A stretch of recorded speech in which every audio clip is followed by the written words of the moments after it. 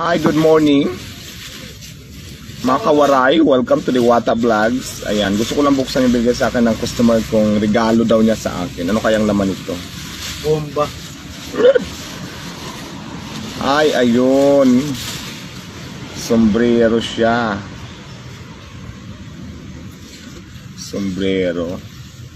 Maganda. Maganda. Bait naman customer ko, di ba? May nagbigay sa akin ng mga damit, mayroong pang cash, mayroong sombrero. Ayan, mabait naman customer ko, mga gwapo pa. Mamaya, ipakita ko. Customer ko lang sa Diwata Mini Mart. Ayun yung mini mart ko, mga buwibili lang sila dito. Ganon kababait ang mga customer ko dito, guys. Kaya yung mga ingitira dyan, Diyos ko, pakabait din kayo. Para mabigyan kayo. Hindi yung ginagawa nyo lang lagi, puro panghuhusga para bantayan ako. Ay kung magtinda-tinda rin kayo sa mga gilid-gilid.